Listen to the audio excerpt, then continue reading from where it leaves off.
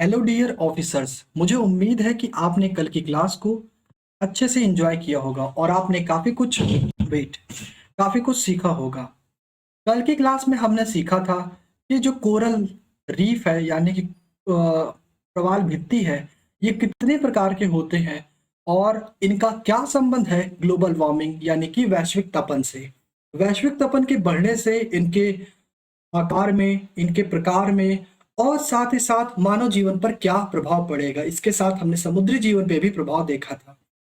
आज हम देखेंगे पहले तो सबसे पहले पुराने होमवर्क को जो हमने कल के आपको क्लास में दिया था, और इसके साथ आज से हम शुरू कर रहे हैं अपना एक नया यूनिट जिसका नाम है महासागरीय जलधाराएं।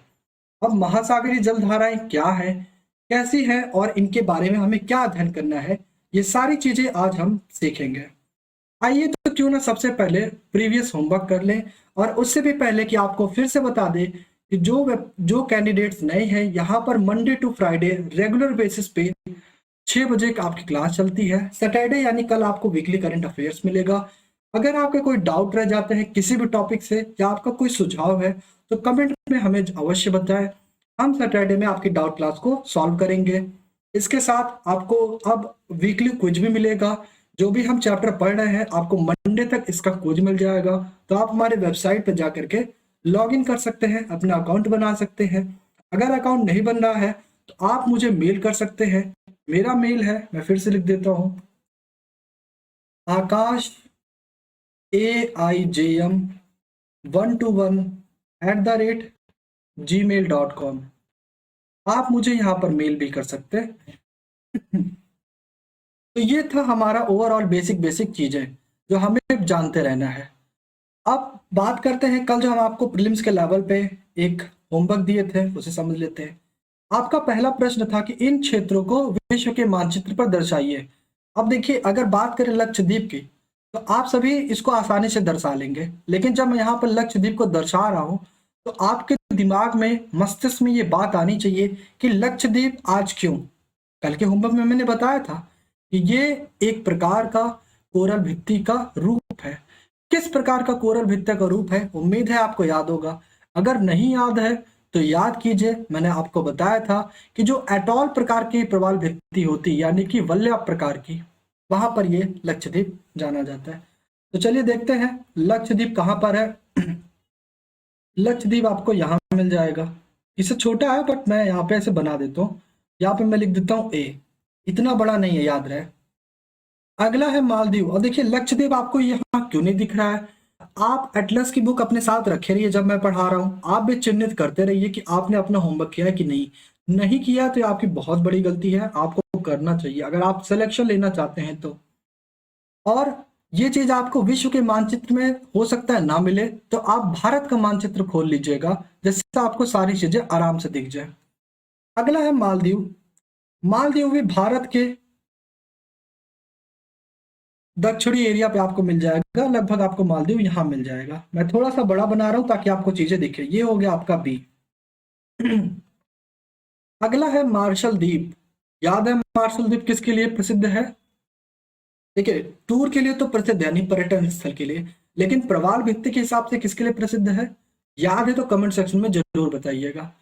ये आपका जो पड़ता है मार्शल द्वीप, ये आपका पड़ता है पूर्वी ऑस्ट्रेलिया में। अब देखिए, इसीलिए मैंने कल इसको नहीं दिखाया था ताकि आप भी होमवर्क करें, लेकिन आप में से बहुत सारे विद्यार्थियों ने, बहुत सारे ऑफिसर ने ये होमवर्क नहीं किया। फिलहाल मैं ही बता देता हूँ। तो मार्च देखिए, ये है पश्चिमी और ये है पूर्वी, तो लगभग यहीं पर पड़ता है आपका मार्शल द्वीप। जब हम मैप के पढ़ेंगे बारे में, यानी ज्योग्राफी लर्न बाय मैप, तो वहां पर हम मार्शल द्वीप के बारे में एक एक चीजें पढ़ेंगे कि क्या है, कैसे बने, इसके इतिहास क्या है और इसका पर्यटन के संदर्भ में क्या क्या चीजें महत्वपूर्ण है। लेकिन यहाँ पर हम इसके लिए एक ऊपर ऊपर का पढ़ रहे हैं। ये हो गया आपका मार्शल द्वीप। अगला है राम सेतु, जिस बारे में आप सभी लोग जानते हैं और आपको याद होगा ये कौन सा प्रवाल भित्ति है? तटीय प्रवाल भित्ति। तो ये आपको यहाँ मिल जाएगा। अब मैं ज्यादा बड़ा नहीं बना सकता, फिलहाल के लिए ये था आपका सी और ये है आपका डी। अब जब भी राम सेतु की बारी आए तो आप याद रखे रहेगा कि तमिलनाडु के रामेश्वरम से मन्नार की खाड़ी तक पाया जाता है राम सेतु। अगला प्रश्न है कि ग्रेट बैरियर रीफ कहाँ पाया जाता है, तो ये भी किसका एग्जाम्पल था, याद करिए, ग्रेट बैरियर रीफ, अवरोधक प्रवाल भित्ति का। ध्यान दीजिए, जब मैं आपको मैप में दिखा रहा हूं तो उसके पीछे कारण है, कारण वही है जो आपके पुराने पुराने कॉन्सेप्ट में पढ़ाया गया था, जिससे आपका पुराना चीज एक बार में रिवीजन हो जाए, अगर आपने होमवर्क किया है तो, अन्यथा आपको चीजें समझ में नहीं आएंगी।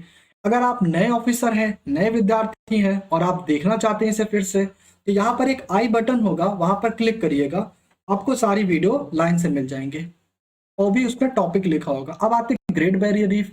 ग्रेट बैरियर रीफ भी ऑस्ट्रेलिया के, ये ऑस्ट्रेलिया नहीं तो आप सोचे, ये भी ऑस्ट्रेलिया के पूर्व में पाई जाती है।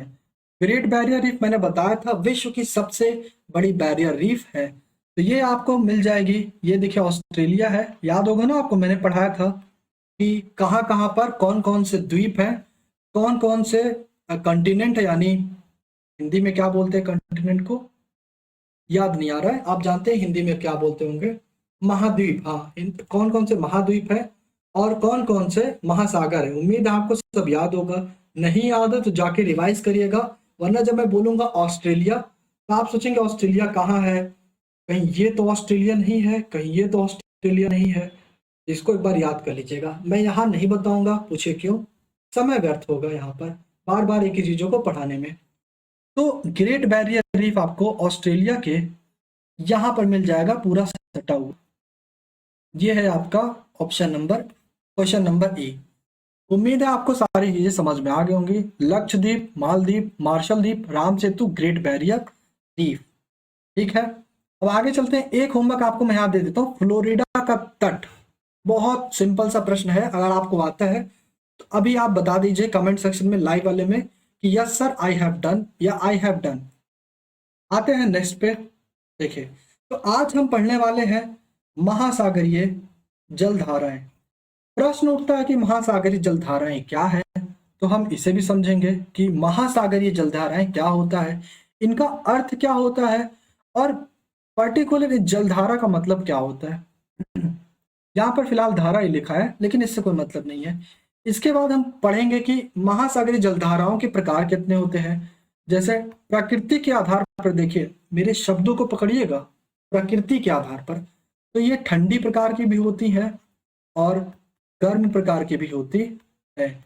अब ये ठंडी प्रकार की कहाँ कहाँ पर होती है, इसके साथ क्यों होती है, इसके पीछे का कारण क्या है, और कहाँ कहाँ पर विस्तरित है ये जलधाराएं, हम इसके बारे में अध्ययन पढ़ेंगे। एक चीज मैं आपको और बता दूं कि अगर आपको इससे पहले कभी डाउट रह गया, आपने पढ़ा है महासागरीय जलधाराओं के बारे में और आप ढूंढ ही नहीं पाते हैं कि कौन सी ठंडी है कौन सी गर्म है, नाम सुन के आप कंफ्यूज हो जाते हैं, तो आज की क्लास के बाद आपके मन में ये कभी विचार या धारणा नहीं रहेगी कि हम नहीं ढूंढ पा रहे हैं, किसी भी तरह की कंफ्यूजन नहीं रहेगी अगर आज की आपकी क्लास लेते हैं। एक चीज मैं बताना भूल गया कि महासागरीय धाराओं का कितना रोल है। एक से एक क्वेश्चन प्रीलिम्स में लगभग लगभग आपसे पूछे जाते हैं। आप 2017-18 का पीडीएफ उठाइए, वो पेपर उठाइएगा, आपको मिल जाएगा। कैसे मिलेगा मैं आपको वो भी बता दूंगा। तो प्री में इसकी इंपॉर्टेंस है। एक क्वेश्चन अक्सर इसके देखे गए हैं, मेंस में भी पूछे जाते हैं। जीएस पेपर 1 में, जीएस पे 2 अगस्त को वीडियो आ रहा है, आप वहां क्लियर कर लीजिएगा कि किसमें ज्यादा अच्छे से पूछा जाता है, कौन कौन से टॉपिक। इसके बाद है कि इसकी उत्पत्ति के कारण क्या है, यानी जो महासागरीय जलधाराएं हैं ये उत्पत्ति कैसे होती हैं, मतलब इनके पीछे का कारण क्या है। जैसे हो गया पृथ्वी का घूर्णन, क्या उसमें महत्वपूर्ण रोल अदा करता है, क्या तापमान रोल अदा करेगा, क्या लवणता इसमें रोल अदा करेगा, क्या गुरुत्व या गुरुत्वाकर्षण बल रोल अदा करेगा आदि। तो हम इन चीजों का भी अध्ययन करेंगे। इसमें आप पौने तरंगे भी कह सकते हैं, सॉरी पौने, कौन कौन सी पौने यहाँ पर अदा करेंगी रोल। इसकी दिशा को भी प्रभावित करने वाले कारक का भी हम अध्ययन करेंगे, जो इनमें से कुछ होंगे। इसके बाद हम पढ़ेंगे कि मुख्य महासागर की मुख्य जलधाराएं कौन कौन सी हैं। तो ये सारा एजेंडा है हमारा, ये है हमारा एजेंडा महासागरीय जलधाराओं को समझने के लिए। इससे एक चीज निकलता है कि आपका जो ये टॉपिक है, आज शुक्रवार है, ये शुक्रवार को चलेगा, शनिवार को आपकी जो कक्षाएं होती हैं वो होती हैं वीकली करंट अफेयर्स पे, तो कल आप उसे देखिएगा। संडे आपका डाउट होता है, यानी फिर ये सोमवार भी चलेगा। ये टॉपिक नहीं, इसके आगे का भी टॉपिक चलेगा, इसका पार्ट 1, पार्ट 2, पार्ट 3, और इसका साथ साथ ये मंगलवार को भी चलेगा। तो उम्मीद है लगभग ये क्लास पूरी 3 सेक्शन में जाएगी। इन तीनों क्लास को लेने के बाद आपके मन में किसी भी तरह का विचार, किसी भी तरह का डाउट या शंका नहीं रह पाएगा, ये हमारी गारंटी है। और इसके बाद आप प्री के लेवल के क्वेश्चन को सॉल्व कर सकते हैं। अपने आप को जांचेंगे कैसे? वेबसाइट है, वेबसाइट पे जाइएगा, धीरे धीरे हफ्ते भर में आपको क्विज़ेस वगैरह अपडेट होकर मिल जाएंगे, वहाँ सॉल्व करिएगा। अगर आप कहाँ गया अगर आप वहाँ पे 50% क्वेश्चन सॉल्व कर ले रहे हैं, इसका मतलब आप चीज़ों का अध्ययन कर रहे हैं। अगर आप नहीं कर पा रहे हैं, यानी कि आप हमारे साथ ठीक से नहीं बने हैं, तो ठीक से बनने के लिए कॉपी पेन ले लीजिए, अपने आप को एक ऑफिसर फील करिए, और आपके साथ एटलस और एक एडिशनल बुक होनी चाहिए। कौन कौन सी, वो मैंने आपको बताया है। अब आते समझते हैं कि महासागरीय धाराओं का वास्तव में अर्थ क्या है। देखिए, जब हम बात करते हैं, मैंने आपको बताया शब्दों को तोड़ के सीखेंगे हम लोग। बात करें महासागर की, तो महासागर का हमारा संदर्भ होता है एक ऐसे जलाशय से, एक ऐसे जलाशय, एक मिनट, हाँ, जलाशय से जहां पर जो जल है वो एक बहुत बड़ी मात्रा में उपस्थित हो, बहुत बड़ी मात्रा में उपस्थित हो, बहुत बड़ी मात्रा में उपस्थित हो, तो वो होता है हमारा महासागर। और इसके बारे में हमने चर्चा किया था, वो हमने संडे की पिछले संडे में किया था, जिसमें हमने बताया था कि महासागर में ऐसी क्या क्या चीजें जो पाई जाती हैं और ये सागर से भिन्न कैसे है। जानना होगा, यहाँ पर आई कार्ड दिया होगा, क्लिक करिएगा, आपको मिल जाएगा। संडे डाउट क्लास के नाम से होगा। तो ये हो गया कि महासागरीय जो जलधाराएं हैं, सॉरी, महासागर क्या होता है। तो महासागर एक ऐसा जलाशय, हम एक ऐसी बॉडी मानते हैं जहां पर जल की बहुत ही बड़ी मात्रा पाई जाती है। प्रश्न उठता है कि जलधारा क्या होती है, जल धारा क्या होती है। हमें समझना है कि धारा क्या होती है। देखिए, धारा का मतलब ये होता है प्रवाह। अब ये प्रवाह कैसा होता है, इस प्रवाह को समझिए। अगर ये प्रवाह एक निश्चित दिशा में हो, एक निश्चित दिशा में हो, निश्चित दिशा का क्या मतलब है, जैसे अगर आप हाईवे पर चल रहे हैं और आप हाईवे पर साउथ की ओर भाग रहे हैं या फिर नॉर्थ की ओर भाग रहे हैं, तो सिर्फ आप एक ही दिशा में चलते जाइए। और अच्छे से समझने, मान लीजिए मेरा एक पेन पैड है, यहाँ पर एक मिनट रुकिएगा, मैं आपको एग्जांपल देता हूँ। जैसे मेरे पास है ये 10 रुपए का सिक्का एक, अगर ये आपको दिख रहा होगा, ये एक कॉइन है। अगर ये एक निश्चित दिशा में ऐसे ही चलते जाए तो ये एक धारा प्राप्त कर लेगा। उम्मीद है आपको बात समझ में आई। यानी ये इसकी निश्चित दिशा है, आप जिस भी दिशा में जाइए वो निश्चित होना चाहिए।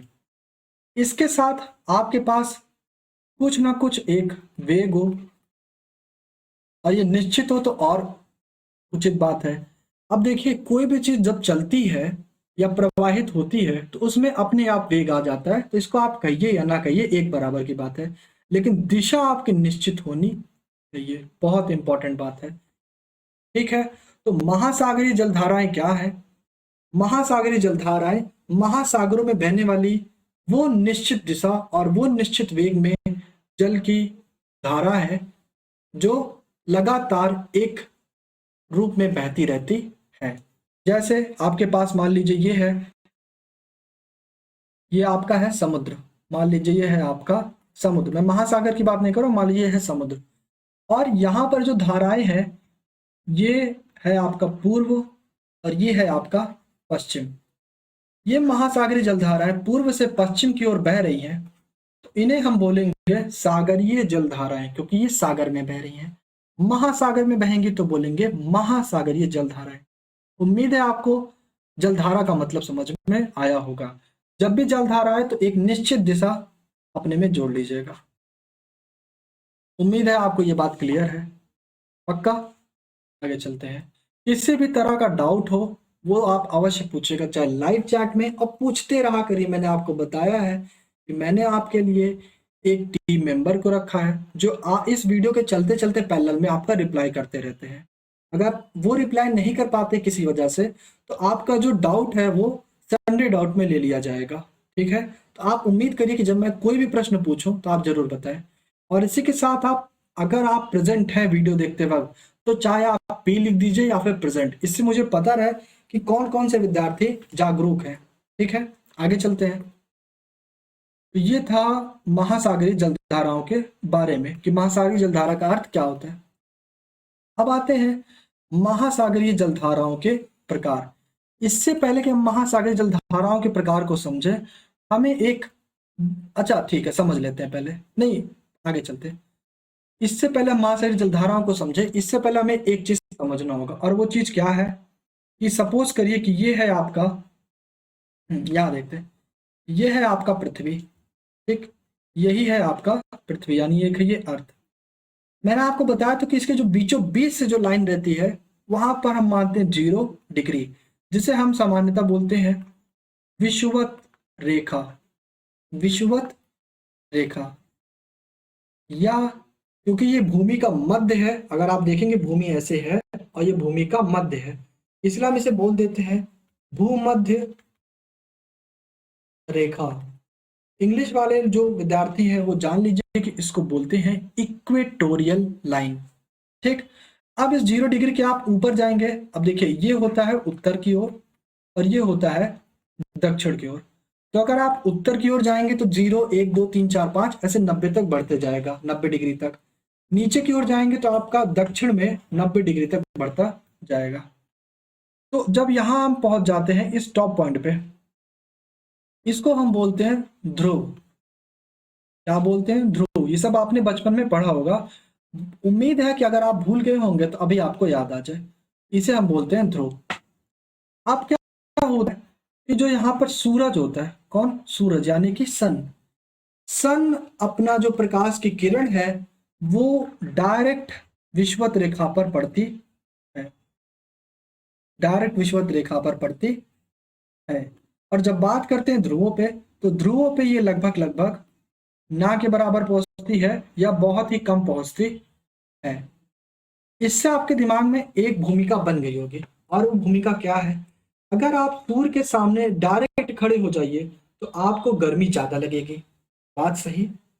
अगर आप सूर्य के सामने डायरेक्ट ना खड़े होइए, यानी आप छत पर चले जाइए और जो आपका दरवाजा है, यानी कि जो आपका डोर है, आप उस डोर से छत वो वहां को उसको थोड़ा सा खोल लीजिए, उस सीढ़ी पर बैठ जाइए, तो आप पाएंगे कि आपको वहां पर ठंडक महसूस हो रही है, हल्के कंपैरिजन में उसके उसकी अपेक्षा। जबकि जब आप सूर्य को देख रहे हैं डायरेक्ट, तो आपको अधिक गर्मी की महसूस हो रही है। यानी इससे पता चलता है कि जो ये विषुवत रेखा होंगे ये अपने आप क्या हो जाएंगे? गर्म। तो ये गर्म क्षेत्र होंगे, बात सही है। और यहाँ पर जो ध्रुव है ये विषुवतों के लिए हो गया, और जो जो ध्रुव है, जो ध्रुव होंगे, ध्रुव पर जो रेखा होंगी, जो ध्रुव पे क्षेत्र होंगे, वो क्या होंगे? ठंडे क्षेत्र वाले प्रदेश होंगे। अच्छा, इसका एक प्रमाण आप देख लीजिए। प्रमाण आप ऐसे देख लीजिए कि जो जो देश विषुवत रेखा पर पड़ते हैं वहां के लोग काले पाए जाते हैं, ऐसा देखा गया है। कारण भी है क्योंकि वहां पर सूर्य की किरण बहुत तेजी से पहुंचती है। जैसे कि आप अफ्रीका को देख लीजिए, और अगर आपको देखना है कि ठंडे क्षेत्र में, तो वहां पर प्रकाश की जो किरण होती है वो बहुत ही कम पहुंचती है, तो वहां के लोग, वहां का जो तापमान होता है वो भी कम होता है, और ये वहां पर ठंडा प्रदेश पाया जाता है। इसी वजह से वहां के लोग अत्यधिक गोरे पाए जाते हैं। जैसे आप रूस को देख लीजिए, इंग्लैंड की तरफ आप देख लीजिए, वहां के लोग ज्यादा से ज्यादा गोरे पाए जाते हैं। उम्मीद है आपको ये सारी बातें समझ में आई होंगी कि जो सूर्य का तापमान है वो विषुवत रेखा पर ज्यादा पड़ता है और ध्रुव पर कम पड़ता है। आपके मन में प्रश्न उठागा, सर अगर आपने पढ़ा है, ये मैंने चीजें क्लास 4th या 5th में पढ़ी हैं, आप मुझे अभी क्यों बता रहे हो? तो हमने बताया है कि आपके लिए इसके पीछे भी कारण है। अब एक बात बताइए, अगर अगर आपको याद होगा तो जो जलधाराएं हैं, यानी कि जलधारा छोड़िए, जो महासागर है वो पूरे नॉर्थ में भी फैली है और साउथ यानी कि दक्षिण में भी फैली हुई है और विषुवत रेखा के भी पास फैली हुई है। यानी कि जो जलधाराएं जो महासागर विषुवत रेखा के आसपास होंगे वो अपने आप क्या हो जाएंगे, गर्म जलधाराएं। कौन से? गर्म जल धाराएं। और जो महासागर ध्रुवों पर होंगे वो अपने आप क्या हो जाएंगे, ठंडे नहीं, ठंडी जलधारा। कौन सी? ठंडी जलधारा। याद आ रहा है कुछ? वो ठंडा पानी बोलो स्टेशन, ठीक है तो ये है ठंडी जल धाराएं। ठंडी पानी धाराएं ना बोलिएगा, अन्यथा अर्थ कुछ और निकलेगा। एक होमवर्क देता हूँ आपको, हिंदी का होमवर्क है। आप बताइएगा कि जल और पानी में क्या अंतर है। अगर आपने हिंदी पढ़ी है तो आप उम्मीद है अच्छे से इसका उत्तर दे लेंगे, वरना हम कल की क्लास में इसको एज अ कॉमेडी के फॉर्म में देखेंगे कि इसका सही वास्तव में क्या अंतर है। वैसे अंतर है, मैं बता दूं, जल और पानी दोनों अलग अलग है। कैसे? उम्मीद है आप पता कर लेंगे, अगर आप केमिस्ट्री के विद्यार्थी नहीं है तो। ठीक है, चलिए, तो हम बात कर रहे थे, वेट, ठंडी जल धारा और गर्म जल धाराएं।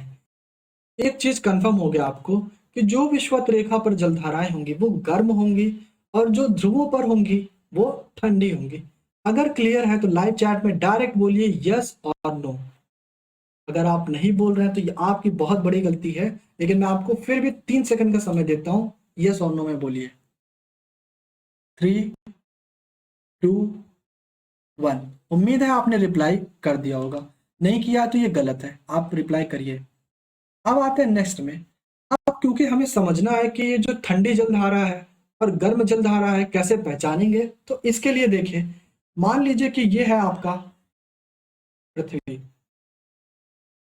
मान लीजिए ये है आपका पृथ्वी, और यहां पर मैंने आपको बताया था ये है 0 डिग्री, जिसे हम क्या बोलते हैं, विषुवत रेखा या फिर भूमध्य रेखा।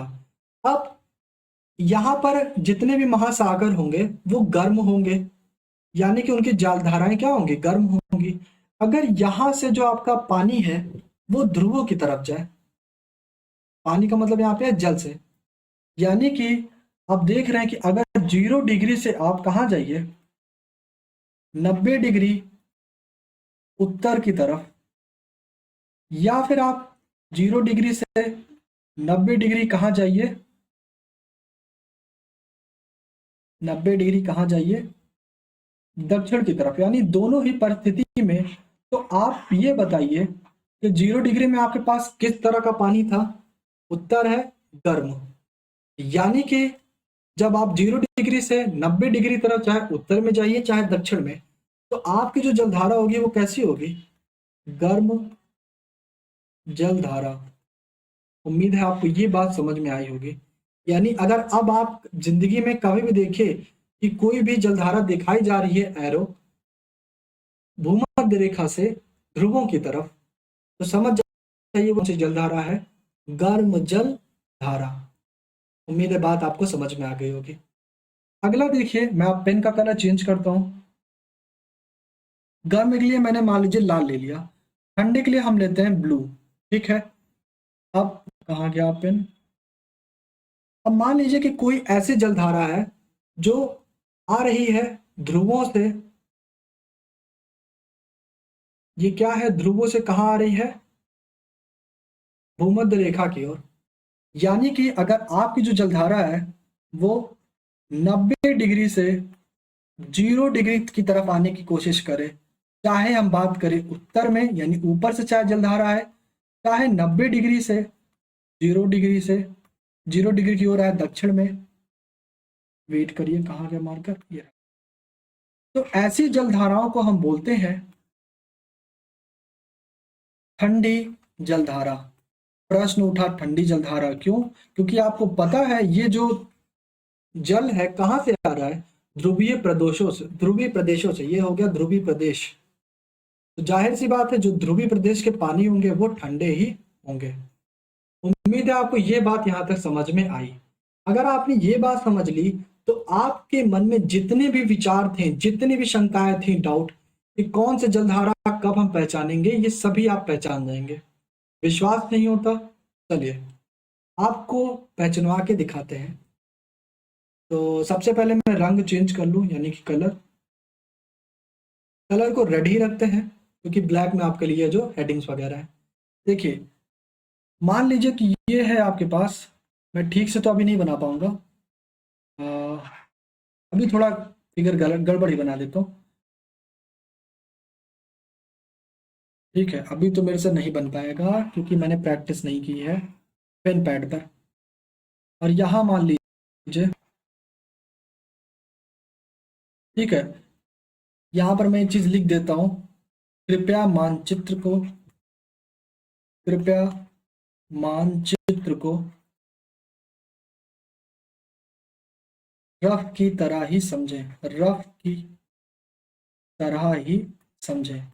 ये जो आपका मानचित्र है ये वास्तविक मानचित्र नहीं है, मानचित्र आपका बिल्कुल भी ऐसा नहीं है, लेकिन बस मैं आपको समझाने के लिए इस तरह का एक मानचित्र बना दे रहा हूँ।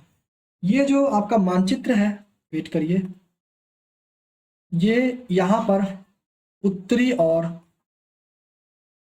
दक्षिणी अमेरिका को मैंने दिखाया है। मुझे पता है कि ये जो मानचित्र बना ये गलत है, पेन पैड पर अभी बना नहीं है, हाथ से बना है, तो हाथ से मैं अभी बना नहीं सकता क्योंकि ये डिजिटल है। ठीक है, मैं उम्मीद करता हूँ कि जल्द ही मैं इस पर प्रैक्टिस कर लूँ और फिर यहाँ पर भी सुंदर सुंदर आपका मानचित्र बने। और ये मान लीजिए आपका अफ्रीका महाद्वीप है, ठीक है, और थोड़ा सा ऊपर का आपका यूरोप भी मान लीजिए। ठीक, अभी के लिए आप ये मान लीजिए, मुझे पता है कि ये सही नहीं है। ओके, चलिए अब देखिए, मान लीजिए कि, और यहाँ पर अफ्रीका है, लगभग मान लीजिए ये है 0 डिग्री। अब ध्यान से देखिएगा मैं आपको कैसे प्रश्न दे रहा हूँ। 0 डिग्री, कलर चेंज कर लेते हैं, कलर हम लेते हैं रंग इस बार पर्पल ले लेते हैं। देखिए, सबसे पहले आपको दिख रहा है कि मान लीजिए ये है नंबर 1 जलधारा, और मैं आपको फिर दिखाता हूँ ये है नंबर 2 जलधारा। इसके बाद आपको ये भी दिखती है नंबर 3 की जलधारा, फिर नंबर 4, फिर मैं आपको दिखाता हूँ नंबर 5, नंबर 6, नंबर 7, ध्यान से देखिएगा चीजें, नंबर 8, नंबर 9,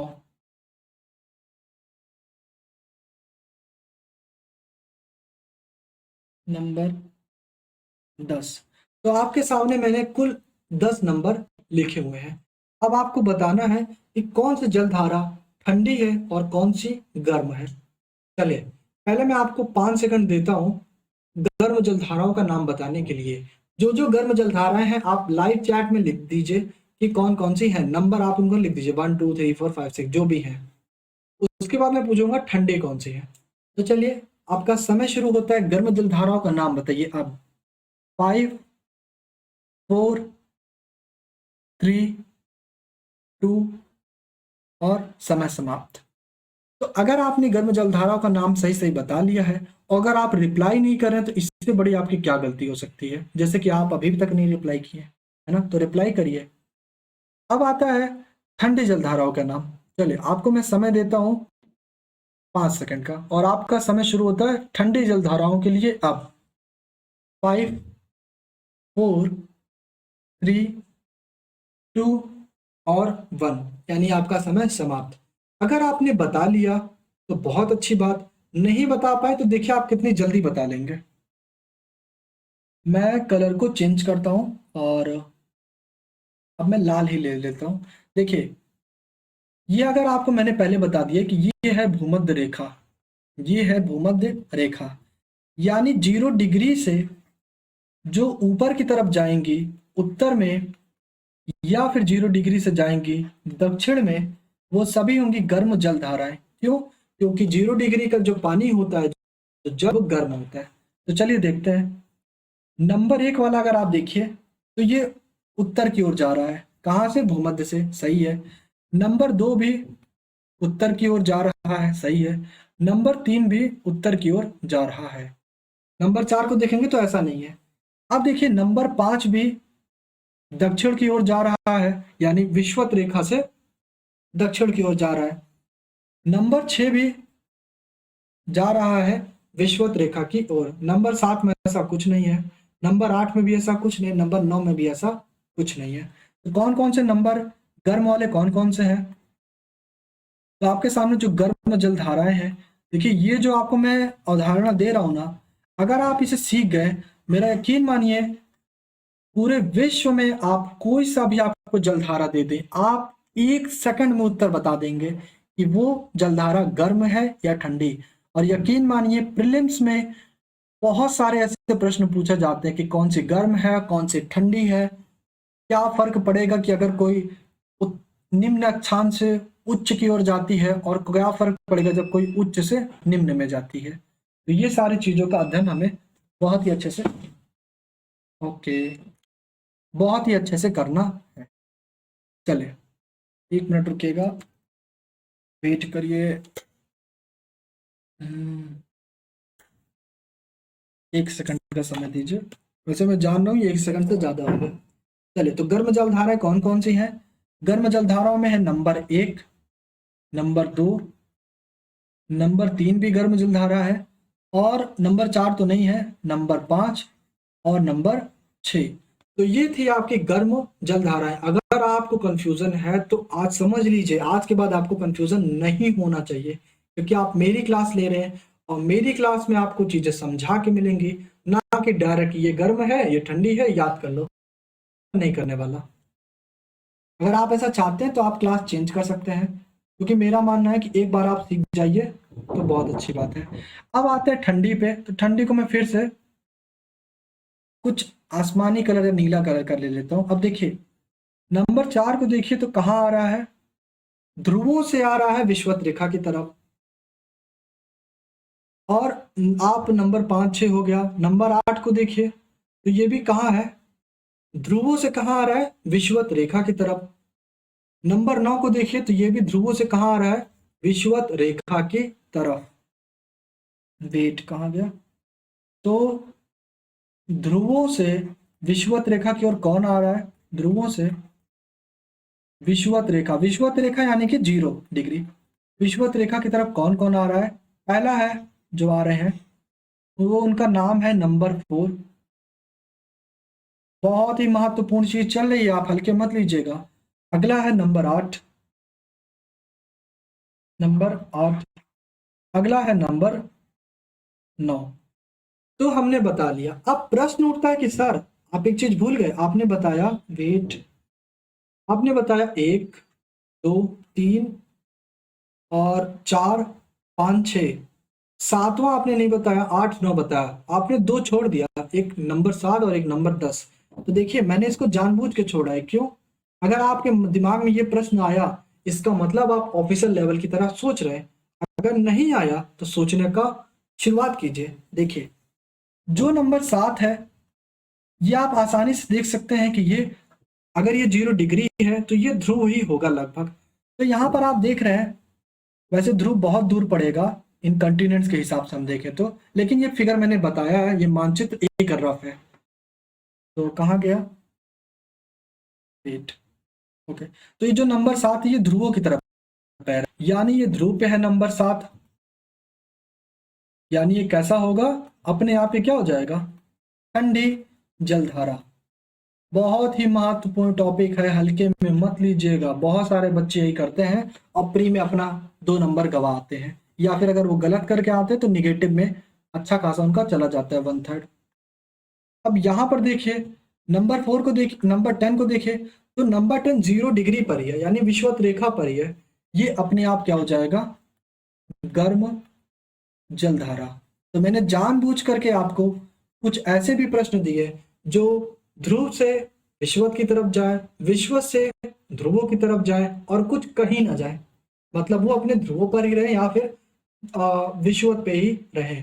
कि ऐसे प्रश्न भी आपसे प्रीलिम्स में पूछे जाते हैं।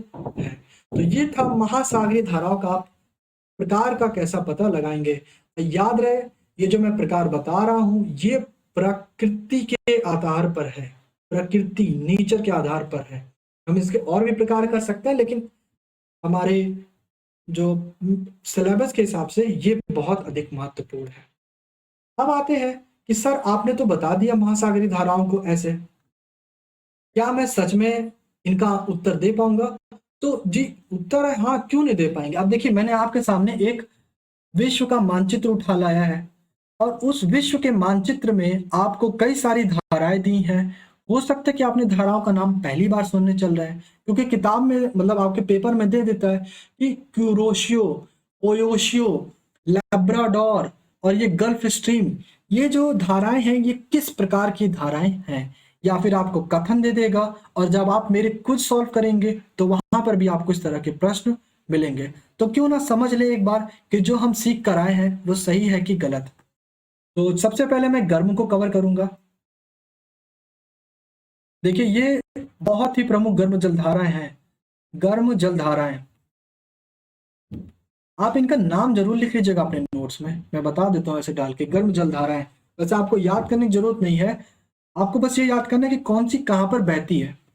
देखिए सबसे पहले आपको दिख रहा होगा क्यूरोशियो की जलधारा, यानी कि क्यूरोशियो की जलधारा, ये गर्म है। पूछे कैसे? देखिए यहाँ पर लिखा भी हुआ है, रेड का मतलब वार्म करंट और ब्लू का मतलब कोल्ड करंट, लेकिन हम इससे नहीं समझेंगे, हम अपने विचार से समझेंगे। ये है आपका 0 डिग्री। आप बताइए 0 डिग्री से कहाँ जा रहा है? नॉर्थ की तरफ, यानी कि ध्रुवों की तरफ जा रहा है, यानी ये गर्म जल धारा है। अगला देखिए और कौन जा रहा है, ऐसे पकड़ते हुए चलिए। यहां से देखिए गल्फ स्ट्रीम, गल्फ स्ट्रीम की जो जल धारा है, कहाँ गया, हाँ गल्फ स्ट्रीम। मैं जलधारा नहीं लिख रहा हूं, उम्मीद है कि आप इतना समझ जाएंगे। तो गल्फ स्ट्रीम की भी जो जलधारा है वो गर्म है। और देखिए इसी के ऊपर यहां पर और एक बनाया है, ये भी विषुवत रेखा से कहाँ जा रही है? ध्रुवों की तरफ। तो ये कौन सी है? नॉर्वेजियन, नॉर्वेजियन जलधारा। ये भी कौन सी हो जाएगी? अपने आप गर्म जल धारा। अगला देखिए अलास्का। अलास्का में लोग बहुत कंफ्यूज होते हैं कि ये गर्म है कि ठंडी, क्योंकि आप इसका मुड़ाव देखिए कुछ इस तरीके का है। लेकिन भूलिए मत ये जा कहां से रहा है? ध्रुवों से। तो इसलिए ये कौन सी होगी? अलास्का की जलधारा भी क्या होगी? गर्म जलधारा में आएगी। ये तो हो गया, हमने उत्तर में लगभग लगभग सारे कवर कर लिए। अब आते हैं दक्षिण में। तो यहां देखिए पूर्वी ऑस्ट्रेलिया, ये भी क्या है? ये है विषुवत रेखा, और विषुवत रेखा से कहाँ जा रही है? ध्रुव की ओर। अगर आप भूल गए तो मैं आपको फिर से बता दूं, ये है ध्रुव, ठीक है, और ये है विषुवत रेखा, ठीक, ये है विषुवत रेखा, ये जो आपको दिख रहा है ये है, ठीक है, और ये है पूरा ध्रुव जो आपको इधर की ओर दिख रहा है। अब देखिए चौथा हो गया आपका। अब आता है पूर्वी ऑस्ट्रेलिया की जलधारा, पूर्वी ऑस्ट्रेलिया की जलधारा। मुझे उम्मीद है कि आप ऐसे बहुत सारे ऑफिसर कह रहे होंगे कि सर आप बहुत लंबी खींचते हो। तो मैं आपको बता रहा हूँ ना, एक बार से पढ़ना है आपको, मैं 10 बार नहीं पढ़ाने वाला। एक बार पढ़ो लेकिन ठोस पढ़ो, इसीलिए मैं चीज़ों को बहुत अच्छे से एक्सप्लेन कर रहा हूँ। अगर आप एक बार पढ़ लोगे तो आपको केवल हल्के रिवीजन की जरूरत होगी, ठीक है। जिन लोगों ने कई सारे एग्जाम क्रैक किए ओलंपियाड वगैरह, वो सारे मेरे विद्यार्थी रहे हैं, सारे मतलब पूरे भारत वर्ष में नहीं, जो मेरे कांटेक्ट के थे उन लोगों को मैंने सिर्फ एक ही बार पढ़ाया, डिटेल में पढ़ाया, उन लोगों ने क्रैक किया। उम्मीद है कि आप भी वही काम करेंगे। चलिए तो डीप में पढ़िए, लेकिन एक बार पढ़िए पूर्वी ऑस्ट्रेलिया। अब देखिए यहां पर आपको दिख रहा होगा ऑगस्ट की धारा, इस, हाँ ठीक है, ऑगलस की जलधारा, ऑगलस हो गया। सातवां है आपके लिए मोजाम्बी की जलधारा, बहुत ही महत्वपूर्ण, मोजाम्बी की जलधारा। आपने एक शॉर्ट्स में जरूर एक नृत्य देखा होगा जो कि अफ्रीका की तरफ फेमस है, मोजाम्बी नृत्य। नहीं देखा तो एक बार देखिएगा, बहुत ही मनमोहक है, ठीक है। आई थिंक मुझे याद है एक सॉन्ग था 2008 या 9 में निकला था, नाम नहीं याद आ रहा है, लेकिन मुझे उसकी थोड़ी थोड़ी लाइन याद है, लेकिन मैं आपके सामने गा नहीं सकता। फिर भी हिंट देता हूँ, क्योंकि वो लैंग्वेज ही नहीं समझ में आती क्या थी। जो भी है उसमें मोजाम्बिक आपको डांस देखने को मिलेगा। तो ये हो गया मोजाम्बिक की जलधारा। और देखिए ब्राजील, ब्राजील भी विश्व से ध्रुव की तरफ जा रहा है।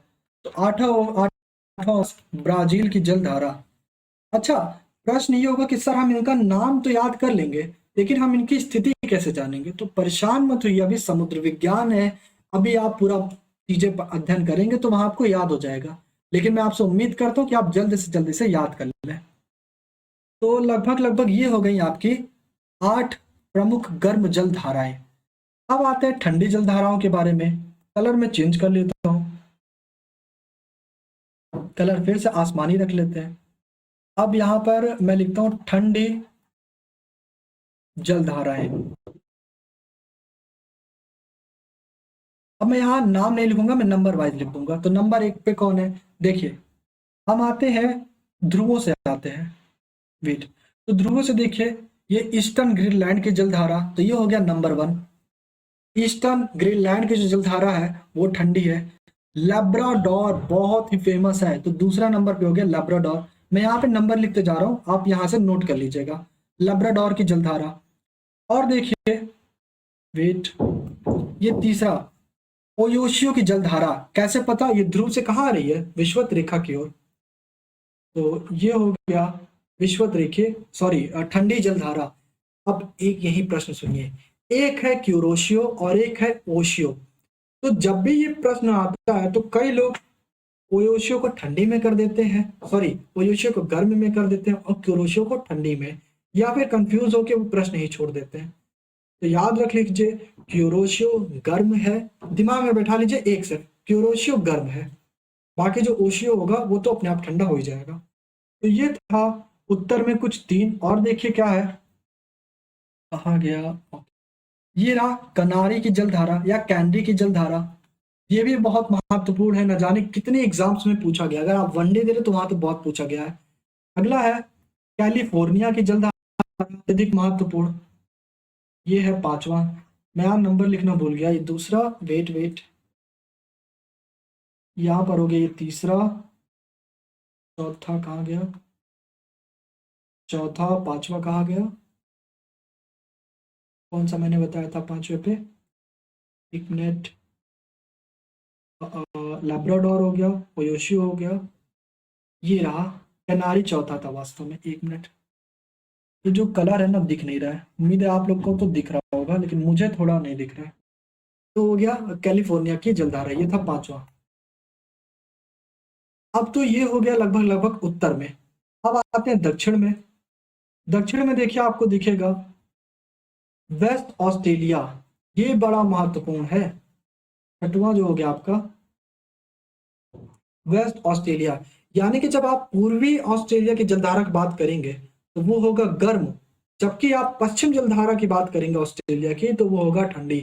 बहुत बहुत बहुत इंपॉर्टेंट प्रश्न है, ये बहुत ही महत्वपूर्ण है, ध्यान रखिएगा। आज मैं इन प्रश्नों पर जोर क्यों दे रहा हूं? क्योंकि पूरी जलधाराओं के कॉन्सेप्ट में अगर आप यही समझ गए तो बहुत आपको समझ गए।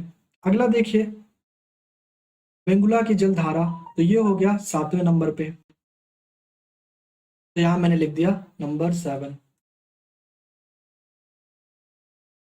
इसके बाद पेरू, यस पेरू बहुत इंपॉर्टेंट है।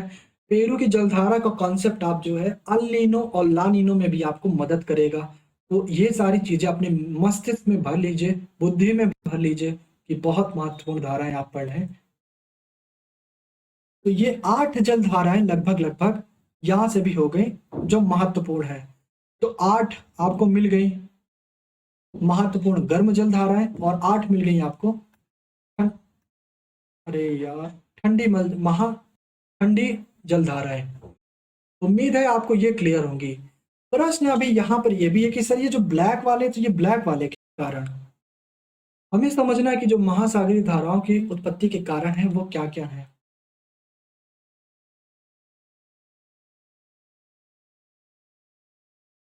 देखिए, महासागरीय धाराओं की उत्पत्ति के बहुत सारे कारण हो सकते हैं, मैंने आपको बताया था शुरुआत में ही। जैसे तापमान हो सकता है, जैसे पवनें हो सकती है, जैसे कि आपका हो सकता है पृथ्वी की गति, और क्या हो सकता है, लवणता हो सकती है, गहराई हो सकती है समुद्रों की, और इसके साथ साथ गुरुत्व हो सकता है, और पौने में बता दिया आदि। तो ये सारी चीजें हैं जो आपके महासागरीय धारा उत्पत्ति का कारण बनते हैं। मतलब प्रश्न उठता है ना कि जो महासागर है, ये जो धाराएं हैं, इनकी उत्पत्ति कैसे होती है। ये चीजें हमें बहुत इंपॉर्टेंट है समझना। चलते हैं पहला कारक।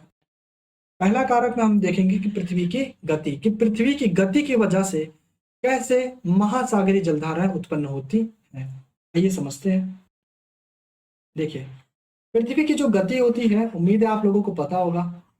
पहला और दूसरा, पहले को हम बोलते हैं घूर्णन गति, और दूसरे को हम बोलते हैं, इंग्लिश में बोलते हैं रोटेशनल, हाँ परिक्रमण, यस मैं लिख देता हूं, रोटेशनल यानी कि परिक्रमण गति। तो ये पृथ्वी की दो गति होती है। हम बात करेंगे घूर्णन गति की। अगर आपको घूर्णन गति और परिक्रमण गति के बारे में नहीं पता है तो समझ लीजिए। जैसे मैंने आपको बताया, घूर्णन गति क्या है, अपने ही अक्ष पर अगर हम इसे घुमाते रहे ऐसे, तो ये है घूर्णन गति। मैं यहाँ पे डिफिनेशन आपको क्यों नहीं दे रहा हूँ, क्योंकि इसका अध्ययन हम भू आकृति विज्ञान में बहुत ही अच्छे से करेंगे, इसलिए यहाँ पर आप सिर्फ ओवरऑल एक कॉन्सेप्ट समझ लीजिए। ये है आपका घूर्णन गति। आप अपने जगह पर खड़े हो जाइए और घूमने लगिए, ये है घूर्णन गति। अब आता है कि फिर परिक्रमण गति कौन सी है।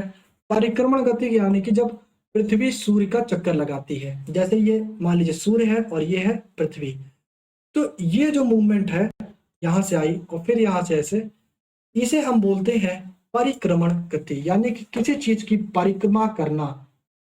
ठीक है, जैसे 7 फेरे होते हैं, 7 फेरे में अग्नि का परिक्रमा की जाती है। ये है आपकी पृथ्वी की दो गति। अब देखिए, जब हम बात करते हैं पृथ्वी की घूर्णन गति की, तो पृथ्वी घूर्णन तो करती है, इसमें कोई डाउट नहीं है, मतलब इसमें कोई दो राय नहीं है। लेकिन वेट, ओके, हाँ, पृथ्वी घूर्णन गति कैसे करती है।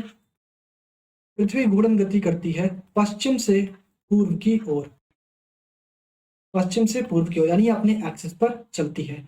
इससे होता क्या है, जो महासागरीय जलधाराएं हैं, महासागरीय जलधाराएं, ये अगर मान लीजिए कि इसको, रुकिए मैं आपको इसको अच्छे से समझाता हूँ नेक्स्ट में, नहीं रुकिए यही समझा देता हूँ वरना यहाँ नया टॉपिक आ जाएगा। सपोज कीजिए कि ये है,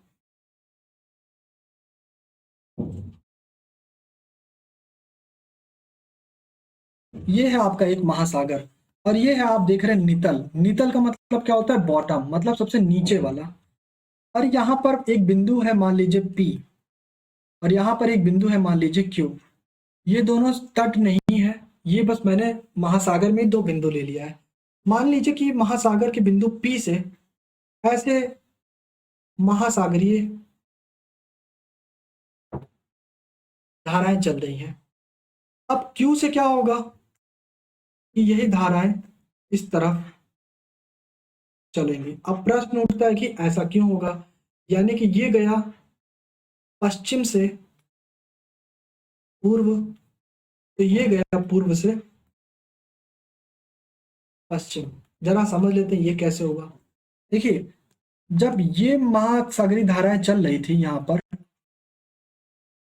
और ये जब क्यू पर आई, तो क्यू पर जो प्रेशर हो गया, यानी कि जो दबाव हुआ वो बढ़ गया। दबाव बढ़ने की वजह से यहाँ पर पानी आ गया। अब क्योंकि यहाँ पर दबाव बढ़ा है, तो इसलिए अब ये जो जलधाराएं हैं ये इस तरफ खिंचती चली जा रही हैं। और जब ये ऐसे चलती चली जा रही है, अब ऐसे में क्या है, यहाँ का पानी इधर जा रहा है और यहाँ पी पर क्या हो गया है, दबाव पहले के मुकाबले कम हो गया है। अब जब पी पर दबाव कम हुआ और यहाँ से दबाव ज़्यादा है, तो यहाँ पर फिर से दबाव अधिक बढ़ जाएगा और ये पानी हल्का इस तरफ की ओर जाने लगेगा, यानी हल्का से थोड़ा आप ऊपर की तरफ कह सकते हैं, नितल से ऊपर। और फिर ये पानी यहाँ पर दबाव अधिक बनेगा और फिर ये पानी यानी जलधारा इधर की ओर बहेगी। यानी कि अगर आप देखेंगे तो ये एक तरह का क्या बना ले रहे हैं, सर्कुलेशन, सर्कुलेशन, जिसे हम बोलते हैं हिंदी में परिसंचरण। यानी इन्होंने एक पाथ डिफाइन कर लिया अपने में और ये इसी के चारों ओर ऐसे वो घूमते घूमते जा रही हैं। इसी को हम बोलते हैं महासागरीय परिसंचरण। प्रश्न होगा सर आप तो पृथ्वी की गति पढ़ा रहे थे तो महासागरीय परिसंचरण क्यों पढ़ाने लगे? इसका महत्वपूर्ण रोल है, अब समझिए कैसे। जैसे मैंने आपको बताया कि जो पृथ्वी है, पृथ्वी पश्चिम से पूर्व की ओर गति करती है, इसमें कोई डाउट नहीं है, ठीक। और जो आपका तल है, नितल, वो फिर क्या करता है, वो किसी ठोस से संबंधित है।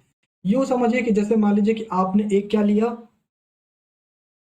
आपने ले लिया एक बाल्टी ले ली और उस बाल्टी में आप जो है उसको विपरीत दिशा में घुमाइए, यानी पश्चिम से पूर्व। तो आपका जो पानी होगा थोड़े देर के लिए पहले वो उल्टी दिशा में घूमेगा, यानी जो आपका महासागरीय जलधाराएं होंगी वो पूर्व से पश्चिम की ओर चलेंगी। तो ये बड़ा ही महत्वपूर्ण रोल है, इसे आप समझ लीजिएगा। ये किसकी वजह से हुआ पूर्व से पश्चिम? ये हुआ पृथ्वी की कौन सी गति? घूर्णन गति से, पृथ्वी की घूर्णन गति की वजह से। अगर आपके मन में इसको लेकर किसी भी तरह का डाउट है तो इसे अवश्य पूछेगा, क्योंकि हो सकता है इसमें आपको डाउट मिले, क्योंकि मैंने एक चीज स्किप कर दी, वो है भौतिक विज्ञान। यहाँ पे अगर भौतिक विज्ञान के हिसाब से मुझे समझाना हो तो मैं आपको बड़े आसानी से समझा दूंगा, लेकिन हम पढ़ रहे हैं भूगोल।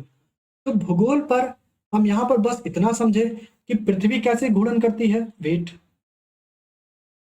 पृथ्वी कैसे घूर्णन करती है पश्चिम से पूर्व की ओर।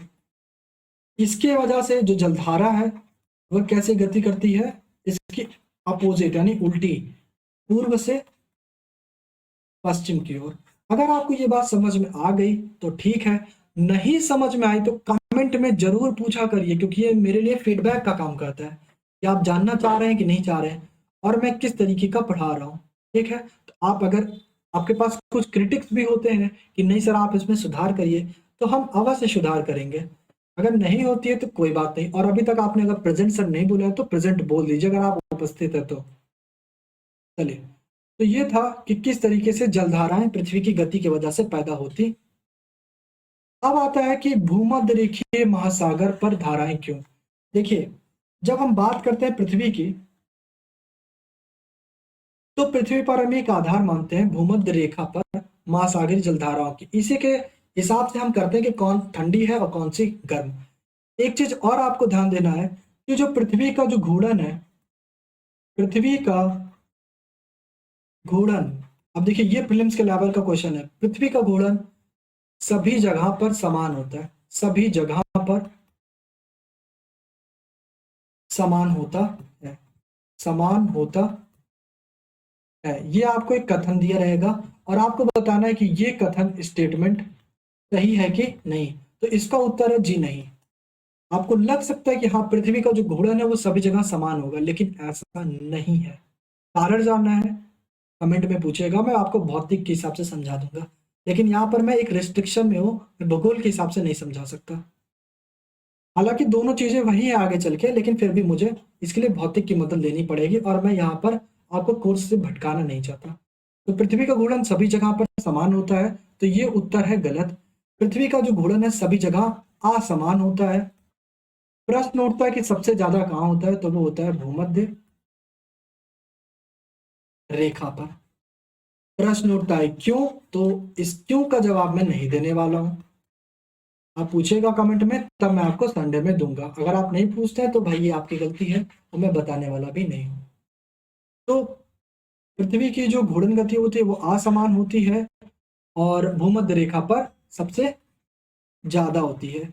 इसीलिए हम जब आधार बनाते हैं तो महासागरीय धाराओं के लिए भूमध्य रेखा को बनाते हैं।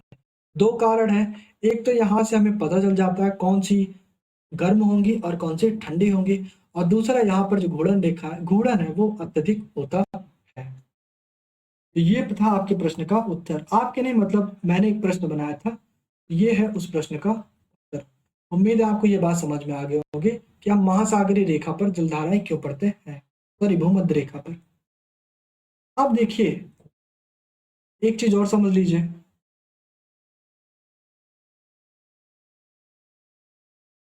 अगर ये 0 डिग्री है तो ये जो आपकी जलधाराएं बहेंगी वो ऐसे, ये पूर्व है और ये है आपका पश्चिम। अब पृथ्वी कैसे गति करती है, ऐसे वो पश्चिम से पूर्व की ओर गति करती है, इसमें आपको अलग दिख रहा होगा। ये पूर्व से पश्चिम की ओर आपकी जलधाराएं बहेंगी, ये होंगी आपकी भूमध्य रेखा की जलधारा। अब देखिए भूमध्य रेखा की जलधारा को काउंटर करने के लिए एक आती है काउंटर भूमध्य रेखीय जलधारा। काउंटर को हम हिंदी में बोल लेते हैं यहाँ पर प्रति भूमध्य रेखीय जलधारा। अब ये कौन सी चिड़िया है और इसका क्या रोल है, इसे समझते हैं। देखिए जब आपके पास ये पृथ्वी है, ठीक, और ये पृथ्वी पे है ये आपका 0 डिग्री, यहां पर आपका पूर्व से पश्चिम की ओर जलधाराएं जा रही हैं, कोई दिक्कत नहीं है। इसको थोड़ा सा हम क्या करते हैं, जूम जूम करके अगर हम इसको देखेंगे तो हमें कुछ ऐसे मिलेगा। मान लीजिए ये है 0 डिग्री और ये है जलधाराएं। मैंने इसको जूम कर दिया है, मतलब आपको जूम फिगर दिखाने के लिए, क्लोज्ड फिगर, ताकि आप चीजों को और समझ पाए। अब देखिए क्या हो रहा है, मैं थोड़ा कलर चेंज करता हूं। यहां पर इस तरीके से पूर्व से पश्चिम की ओर आपकी भूमध्य रेखीय, ये कौन सी है, भूमध्य रेखीय जलधाराएं जा रही हैं, भूमध्य रेखीय जलधाराएं जा रही हैं, इनको कोई दिक्कत नहीं है। लेकिन होता क्या है, रास्ते में आपके कुछ ना कुछ महाद्वीप वगैरह पड़ते हैं, जैसे पेरू हो गया, ठीक है, ऐसे बहुत सारे तट आपके सामने पड़ेंगे। मान लीजिए कि ये तट यहाँ पर पड़ा, अब क्या होगा, जो आपका पानी है यहाँ पर क्या करेगा, इस तट पर टकराएगा, तट से टकराएगा। अब आप बताइए टकराने के बाद क्या होगा, टकराएगा, टकराने के बाद वो जो महासागरीय जलधारा है वो विपरीत दिशा में जाएगा। कलर हम फिर से चेंज करते हैं। अरे इस बार कलर लेते हैं येलो, देके चलेगा, नहीं दिखेगा नहीं येलो, हरा, हाँ ठीक है हरा देखते हैं। अब इस बार क्या होगा कि जो यहाँ से जो आपका जल है वो विपरीत दिशा में जाएगा। अब देखिए ये विपरीत दिशा का आपको नाम जरूर याद रखे रहना है। ये कौन सी है, ये पश्चिम से पूर्व की ओर जाएगा, सॉरी पूर्व लिख देता हूँ, पश्चिम से पूर्व की ओर जाएगा। ये जो गई जलधारा अगर आप देखेंगे तो ये भूमध्य रेखा को काउंटर करते हुए गई है, इसीलिए ऐसी जलधाराओं को हम जो तट से टकरा करके जाती हैं भूमध्य रेखा पर, हम बोलते हैं इन्हें प्रति भूमध्य रेखीय, अरे राइटिंग तो गलत हो गई बट ठीक है आप समझ जाएंगे, भूमध्य रेखीय जल धारा है, क्योंकि आप ऑफिसर समझते हैं तो इतनी गलतियां आपके मन में आ जाएंगी कि ये तो इतना सा सही लिखे हैं। प्रति भूमध्य रेखीय जल धाराएं कहाँ से बहती है, पश्चिम से पूर्व की तरफ, और भूमध्य रेखीय कहाँ बहती है, पूर्व से पश्चिम की तरफ। अब एक चीज और देखिएगा, आपके मन में अगर ये डाउट आया तो बहुत अच्छी बात है, मैं बहुत खुश हूं, अगर नहीं आया तो कोई बात नहीं, धीरे धीरे आने लगेगा। और वो ये है कि अगर आप देख रहे हैं कि ये है, मैं इसको लिख देता हूं इक्वेटोरियल जलधारा करंट, अगर ये आपकी भूमध्य रेखीय जलधारा है और मैं ये भी कह रहा हूं कि यहीं से बहेगी, यहीं से बहेगी आपकी काउंटर इक्वेटोरियल करंट, यानी कि प्रति भूमध्य रेखीय जलधारा। प्रश्न ये उठता है कि एक ही जल जल जलावास में कैसे दो दो जलधाराएं प्रवाहित होंगी? तो इसका उत्तर बहुत सटीक है। जो भूमध्य रेखीय जलधाराएं ये ऊपर की तरफ से बहती हैं, यानी ये ऊपरी स्तर पर बहती है, यानी ये सतहों पर बहती है। और जो आपकी प्रति भूमध्य रेखीय जलधारा है ये सतह के नीचे से सतह के काफी नीचे से बहती है, काफी नीचे से बहती है। यानी कि अगर आप देखिए तो अगर आपके पास ये समुद्र है तो ये होगा आपका भूमध्य रेखीय जलधारा। ये आपका ऊपर है, अगर आप ऊपर से इसे देख रहे हैं, मैं 3D फिगर नहीं बना सकता बट लगभग समझा सकता हूँ। और ये समझिए आपका नीचे, सॉरी गलत बना दिया मैंने, इधर होगा, एक मिनट इरेज करने दीजिए। तो ये है आपका भूमध्य रेखीय जलधारा, जो कि कहाँ बह रही है, दिशा बहुत जरूरी है, इसे याद रखे रहिए, पूर्व से पश्चिम की ओर। और जो प्रति भूमध्य रेखीय जलधारा या जो इसे काउंटर करते हुए जा रही है, ये नीचे से बहेगी, ये होगी प्रति भूमध्य रेखीय जलधारा। उम्मीद है आपको ये बात समझ में आ गई होगी। तो ये था काउंटर भूमध्य रेखीय जलधारा का कॉन्सेप्ट। अगर समझ में आ गए तो लाइव चैट में बोलिए यस और नो, नहीं बोलेंगे तो भी कोई बात नहीं है, आप भी पढ़ा रहे हैं और तब भी पढ़ाते रहेंगे, आपको बस चीजें समझ में आनी चाहिए। फिलहाल आप बोलेंगे तो मुझे अच्छा लगेगा। ओके, उम्मीद है आपको यहाँ तक चीजें समझ में आ गई होंगी कि प्रति भूमध्य रेखीय जलधारा क्या होती है। अगर कोई आपसे पूछता है कि ये जो है ये ठंडी होगी कि गर्म, तो सामान्य से उत्तर दीजिएगा कि गर्म ही, क्योंकि यहाँ पर सूर्य के प्रकाश की जो किरण है वो बहुत ही जल्दी पहुंचेगी। अच्छा, ये तो था आपका कॉन्सेप्ट। प्रश्न अब ये उठेगा कि भूमध्य रेखीय और चाहे आप कह लीजिए प्रति भूमध्य रेखीय जलधाराओं में, और यही है यूपीएससी लेवल का प्रश्न। यूपीएससी ऐसे ही पूछेगा, ये नहीं पूछेगा आपसे डायरेक्ट, इस तरह पूछेगा। यूपीएससी के प्री में इस तरह के क्वेश्चन आते हैं। कैसा आता है देखिए, पहले आपको पूछेगा कि ये बताइए कि भूमध्य रेखा पर कौन कौन सी महासागर पाई जाती है। तो अगर आपको याद होगा तो ठीक है, वरना मैं आपको दिखा देता हूं। 3 ऐसी महासागर है जो पाए जाएंगे। जैसे आपका पहला हो गया, कहा गया ये आपका होगा पैसिफिक, यानी कि प्रशांत महासागर। एग्जैक्ट आपको नहीं मिलेगा लेकिन लगभग में आपको मिल जाएगा। दूसरा होगा अटलांटिक महासागर। अटलांटिक महासागर, इसको नाम याद रख लीजिएगा, नहीं तो बहुत दिक्कत हो जाएगी आपको। अटलांटिक महासागर। और तीसरा जो आपको दिख रहा है ये भारत से, ये है हिंद महासागर। तो 3 ऐसे महासागर हैं जो भूमध्य रेखा के पास में पाए जाते हैं।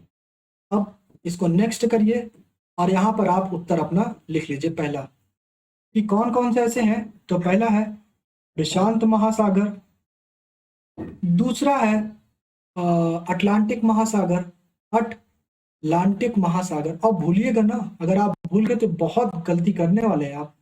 और जो तीसरा है वो है हिंद महासागर। अब देखिए, प्रशांत हो गया, अटलांटिक हो गया, अब हिंद महासागर हो गया। अब प्रश्न ये पूछेगा कि कौन सी जलधारा भूमध्य रेखीय पर और प्रति भूमध्य रेखीय पर सबसे अधिक मात्रा में होगी। तो प्रश्न क्या होगा, सबसे अधिक कौन सी जलधारा होगी, ये सबसे अधिक किस महासागर की जलधारा होगी, किस महासागर की जलधारा होगी को मैं क्वेश्चन मार्क बना देता हूँ। ये बहुत ही महत्वपूर्ण प्रश्न है, बहुत ही महत्वपूर्ण टॉपिक है, कॉन्सेप्ट है। ये प्रश्न जरूर पूछे जाते हैं, हर साल लगभग पूछे जाते हैं, और इस साल भी पूछने की संभावना है। संभावना बोल रहा हूँ, जरूर है, नहीं पूछे जाएंगे, इसका मतलब ये है। चले, तो आपको मिलते हैं सिर्फ और सिर्फ 3 सेकंड, सोचिए और जवाब दीजिए। 1, 2, समय समाप्त। तो देखिए इसका जो सही सही उत्तर होगा वो है, लगभग सबको पता चल गया होगा, ये है प्रशांत महासागर। अगर आपका यही उत्तर है तो कॉन्ग्रेचुलेशंस, बधाइयां हो, आपने जो उत्तर दिया है सही दिया है। अब मेरा आपसे प्रश्न है कि बताइए कि कारण क्या है इसका। याद होगा ना वो पैसा, प्रशांत महासागर सबसे बड़ा है। ओ, मैंने गलती से शायद आंसर दे दिया। अगर आपने यही उत्तर दिया है, अपने दिमाग में यही लॉजिक बना कर दिया है कि प्रशांत महासागर सबसे बड़ा महासागर है, इसलिए यहां से इसलिए यहां पर सबसे अधिक भूमध्य रेखीय जलधाराएं होती हैं, आपका जो उत्तर है वो पूर्ण रूप से गलत है। देखिए प्रशांत महासागर चाहे पूरे विश्व भर में ही क्यों ना हो, इससे कोई फर्क नहीं पड़ेगा। फर्क पड़ता है कि आप भूमध्य रेखीय पर कितने ज्यादा हो। तो इसका जो सही सही उत्तर है वो ये है प्रशांत महासागर के कारण का, कि इसका जो विस्तार है वो रेखीय पर सबसे ज्यादा है। प्रश्न कैसे पूछता है? प्रश्न आपसे पूछ सकता है कि प्रशांत महासागर भूमध्य रेखीय जलधाराओं में सबसे अधिक होता है। अब इसके पीछे आपके देगा कारण कि इसका लॉजिक क्या क्या है।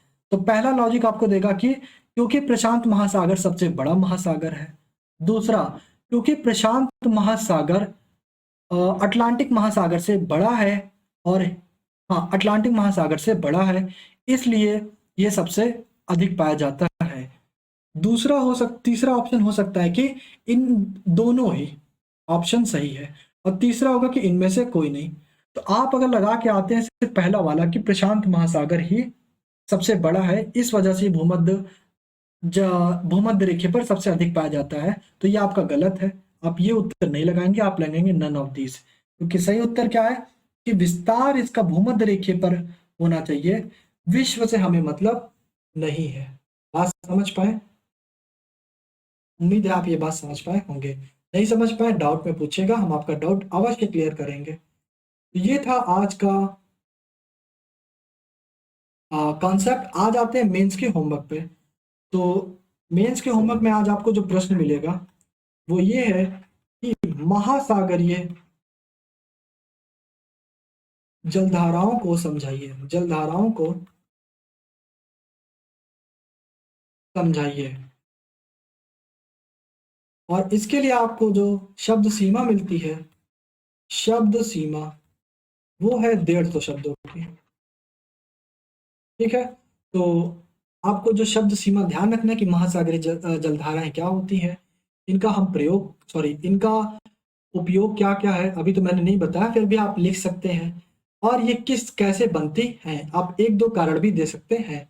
देखिए प्रश्न के अंदर प्रश्न आप समझ आए तभी आप यूपीएससी में क्रैक कर पाएंगे, आप टिक पाएंगे वहां पर। तो प्रश्न के अंदर प्रश्न को समझिएगा और बड़े आसानी से आप इस प्रश्न को कर सकते हैं। मुझे ये बात की आपसे पूरी उम्मीद है। ये तो था आपका मेंस के लिए प्रश्न जो आपको करना है। अब इससे पहले कि हम इसको एंड करें, आपको मैं फिर से बता देना चाहता हूं, आपको सिंपली गूगल पे जाना है। ओके वेट, उम्मीद है ओपन हो जाएगा। हाँ, गूगल पे जाना है और आपको लिखना है IAS dot without compromising dot com. जैसे आप इस पर क्लिक करेंगे आपको, अच्छा ये कोई प्रमोशन नहीं है पहले बता दें, क्योंकि प्रमोशन वहां होता है जहां पर कुछ मिले, यानी पैसा वगैरह मिले। तो यहाँ मुझे कोई पैसा मिलने वाला नहीं है, क्योंकि यहाँ पर चीजें मैं आपको पूर्ण रूप से फ्री में दे रहा हूँ। अच्छा सर, तो आप यहाँ पर ऐड लगा दोगे? तो बिल्कुल नहीं, मेरा टारगेट है कि आप यूपीएससी 2023 में क्रैक करो, इसलिए यहाँ पर किसी भी तरह का ऐड आपको कभी भी देखने को नहीं मिलेगा। ठीक, आपको सिंपली क्या करना है, आपको होम पर आना है, ऐसा आपको दिखेगा, और आप यहाँ से कोर्सेज पे आ जाना। आप पढ़ना चाहते हो आप यहाँ पे पढ़ लेना, हमने वेबसाइट डिजाइन की हुई है। तो देखिए आपके सामने अभी 3 कोर्स चल रहे हैं। 3 कोर्स का मतलब ये तो अभी अवेलेबल आपको नहीं होगा, ये आपके लिए अवेलेबल है। इसके लिए आपको पहले रजिस्टर करना पड़ेगा। रजिस्टर करने के लिए आप यहाँ पर रजिस्ट्रेशन का ऑप्शन होगा, क्लिक करिएगा। अगर नहीं होता रजिस्ट्रेशन तो आप मुझे मेल करिएगा, मेल याद है ना, akash@121@gmail.com। जैसे आप मुझे मेल कर लेंगे तो एक चीज तो आपको फ्री में है कि यूपीएससी प्रीवियस ईयर हमने पेपर भी यहाँ पे ला दिया है। जैसे आप यहाँ पर क्लिक करेंगे और यहाँ पर आपको स्टार्ट लर्निंग मिलेगा, और सपोज करिए कि हमें जो है किस साल का पेपर देखना है। हम देखना चाहते हैं कि यूपीएससी में 2022 में प्रीलिम्स का फर्स्ट पेपर कैसे आया था। तो हमने फर्स्ट पेपर पर क्लिक किया तो हमारे सामने ये आ गया है, ये कह रहा है click here to get paper. तो यहाँ पर आपको जनरल स्टडीज पेपर 1 पे क्लिक करना है। जैसे ही आप क्लिक करेंगे, आप मोबाइल में भी चलाएंगे तो सेम ऐसे ही चलेगा, बस डाउनलोड हो जाएगा। आपको यहाँ पर पूरा प्रश्न मिल जाएगा कि आपका जो पेपर हुआ था कैसे हुआ था। ये तो अभी हम धीरे धीरे आपको सिर्फ, अभी हमारे कोर्स को शुरू में सिर्फ 10 ही दिन हुए हैं लगभग। तो अभी 10 दिन हुआ है, तो 10 दिन में आप इतना कुछ सीख रहे हैं। यहाँ पर अपडेट धीरे धीरे हम और अपडेट करेंगे। तो ये था कि अब आप यहाँ पर अपने प्रीलिम्स के पेपर को, मेंस के पेपर को यहाँ पर देख सकते हैं। और इसके साथ साथ, क्योंकि मैंने आपको बताया कि सिर्फ ज्योग्राफी पढ़ते रहना वो इनफ नहीं है, टेस्ट को आपको सॉल्व करना, कुछ को सॉल्व करना वो बड़ा इंपॉर्टेंट है। तो आप यहाँ पर कंटिन्यू लर्निंग करेंगे। और जैसे देखिए अभी हम पढ़ रहे हैं ओशियनोग्राफी। तो ओशियनोग्राफी में आज हमने पढ़ा है ओशियानिक करंट पार्ट 1। तो करंट पार्ट 1 में आप क्या करेंगे, यहाँ क्लिक करेंगे, आपको यहाँ पे वीडियो मिल जाएगी जो कि इस कल तक अपलोड हो जाएगी यहाँ पर। और इसके साथ साथ अगर आपको एक जैसे क्विज देना है तो यहाँ पर देखिए टाइड एंड आपका क्विज है। आप यहाँ पर जाएंगे, सॉरी ये नहीं है, आ गया, ये रहा। यहाँ पर आपको क्विज मिल जाएगा। तो आपको क्विज अभी यहाँ पर अपलोड नहीं किया गया है, लेकिन एक क्वेश्चन के लिए मैंने चेक किया था।